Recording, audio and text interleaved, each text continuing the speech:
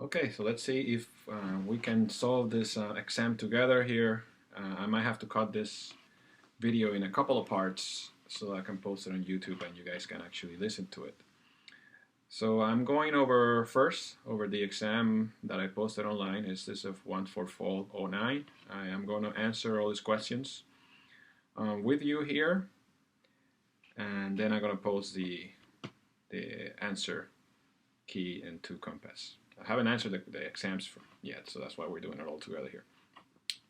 So the first multiple choice question, there was a lot of questions in class about this particular problem, but I think it has to do with a little bit of the language here. Just remember that marginal rate of substitution between blue pencils and red pencils.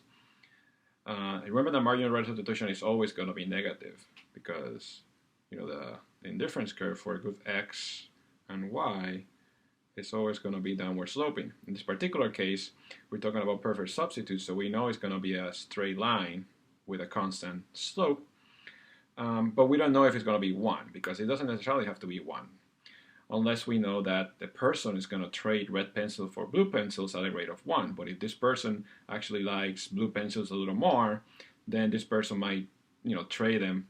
2 blue pencils might be worth 1 red pencil. So we really don't know if it's 1.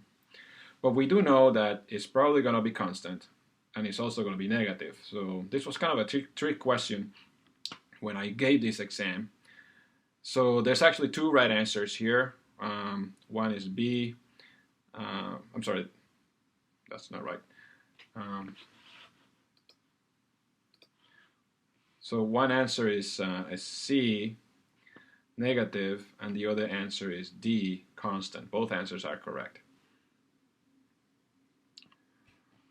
Okay, so then moving to the second question.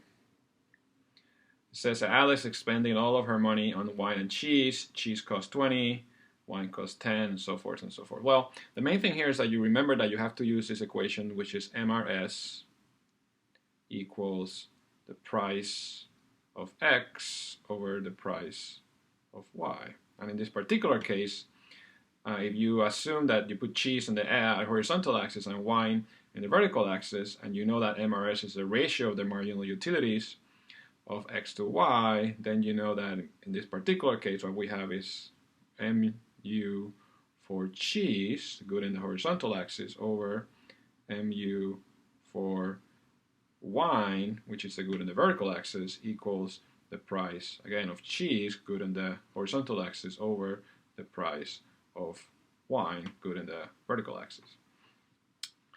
So we know that the right side of this equation is 20 over 10, so the right side of this equation is equal to, and the left hand of this equation equals 10 over 5 because they're given the marginal utilities of cheese is 10 and the marginal utility of wine is 5. So the left hand of this equation also equals 2. They're both negative, right? Both curves are negative, so we know that this person is actually maximizing bundles, so that makes the answer to this question A. All right, this person is actually maximizing because at the current consumption, the ratio of the marginal utilities of cheese to wine is equal to the ratio of the prices of cheese to wine. All right, moving on to the third question. This one said a budget line with a slope of 1.5 reflect the fact that what? Well, if we have a budget line and we put X here and we put Y here, and we know that this slope of this line right here is minus 1.5. It's kind of hard to do the point here. 1.5. Then that means that the good in the horizontal axis is actually a little more expensive than the good in the vertical axis. When both goods are cost exactly the same, meaning the ratio of px over py, remember that this is the slope of that line. The slope of that line is equal to that. So if both goods equal 1, then clearly the slope of this good is equal 1. Now if the good px, the price of the good in the horizontal axis, is actually let's say 2, and the price of py, the price of the good in the vertical axis, is 1, then this slope is going to be more than 1. And as long as the price of x is actually larger than the price of y, the slope of this line is going to be larger than 1 in absolute terms. So this is the case we have here, in case in which in absolute terms the slope of this line is 1.5, which means that the good in the vertical axis, in the horizontal axis, the good on the top here, it's got to be more expensive than the good on the bottom. So so the answer to this question has to be that the good in the horizontal axis, good X, is more expensive than good Y, which is actually A. All right, so moving on here to the next question. For a good to have an upward sloping demand curve, you have to have the following must be true. So remember what we said in class is that an upward sloping demand curve is if the price of a good goes up, then the quantity demanded of that good is actually going to go up too. So if the price of something goes up, let's say pizza, then you're going to substitute away from pizza because of the substitution effect. And the substitution effect is always going to be in the opposite direction, meaning that if the price goes up, you're going to substitute away from the good, and when the price goes down, you're going to buy more of the good and take money that you were using for other things. So the substitution effect is fine. We know that the substitution effect is always going to have an opposite direction. So if there's anything that's going to be weird, it's because of the income effect. And what we have here is that there are some goods that when the price, that when the price goes up or something, it's going to affect your income. Meaning that you're going to have less income, you're going to need more money to buy the good. So effectively, your income is going down. So what's going to happen with your consumption, depending on your reductionist income, has to do with whether the good is normal or inferior. For a pizza, let's say a normal good, if you have less income, then you're going to buy less pizza because you're not going to be able to buy as much pizza before. You're going to cut your consumption of pizza because of the income effect. Now, with an inferior good, like Roman noodles or really cheap goods, when the price goes up and your income is lower, you're actually going to consume more of the good. And this actually makes sense when you actually have more income, right? I mean, think about when you have more income with Roman noodles, you're actually going to stop consuming Roman noodles and you're going to consume other things. So inferior goods are goods in which when you have more income, you consume less, and when you have less income, you consume more. So in this particular case, the price goes up, you have less income, effective income, and then you're going to consume more of the good. Now, so the income effect of this of the inferior good is actually going to be in the opposite direction. So what do we have here? We have the price of the good goes up. The substitution effect of this particular case is, well, you're going to reduce your consumption. Now, the income effect of this good, you're actually going to increase your consumption. What was that? Let's see if we can get rid of that.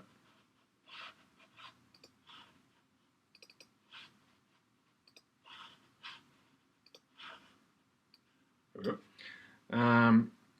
The income effect, it means that you're going to reduce your consumption. No, I'm sorry. The income effect means that you're going to increase your consumption.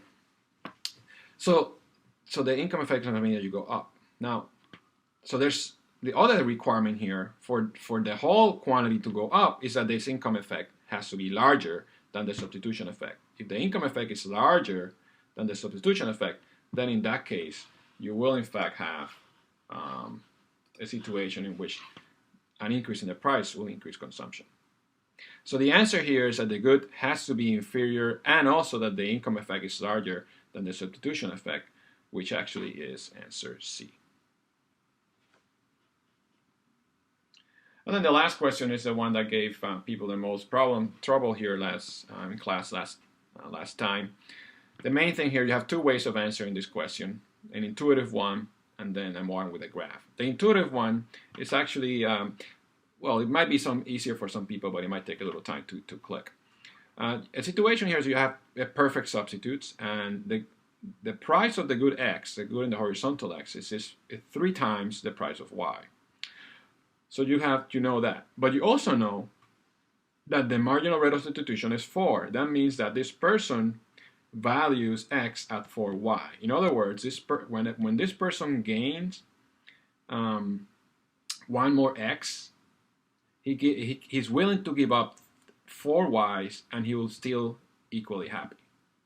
Right? So in other words, let's say when this person have 1 X and 1 Y, this person actually is willing to give up 4 Y's to gain 1 more X and be equally as happy as before. So in other words, what this is saying is that this person value for x is 4y. So the value, this person value x at 4y, and in order to buy x, he needs to pay 3 y's. So clearly, it doesn't make sense for this person to have any y's, because every time this person have one of the good on the y-axis, he's actually he will be paying 3 y's for the x, and he will get 4 utils for it, 4 y's. So this person will never actually choose to have any y's. This person will consume all x because he values x at the value he has for x is higher than the price of x in terms of y. Now that's not necessarily perfectly clear, but the graph actually makes it really, really clear. So if you have x here and you have y here, and I don't think I have two different colors here, so we have to do this to be a little bit challenging here. But let's say that this is a budget line, right? So this is budget line. So the budget line, the slope of that is 3. We already know that the price of x is 3 times as expensive as y. So when we put px over py for this particular one, we know that that is equal to 3. Now we also know that that the indifference curve is actually 4. So that means that the indifference curve of this good is actually going to be steeper than this line. So the indifference curve for this good is going to be, let's say, something like that. Let's call that I1. Now, if this was the indifference curve this person chooses, this person will maximize, will consume right here. But that's not a maximizing condition, because we know that there's another indifference curve to the right, and this indifference curve actually makes this person happier. So this person will be happier here than in the first point. And I know there has to be another indifference curve, which is also affordable, to the right, and that indifference curve gives this person even more happiness. So this person will continue to move to the right on indifference curve, and the last one that he won't be able to move anymore is this one right here when he's at a corner. So at that particular point, this person is maximizing utility, and you see that at that point, this person only consumes x and no y. So the answer here is that this person will only consume x, and no y. So the answer here is A. All right, so that's a multiple choice. We'll do the essay questions in a different video.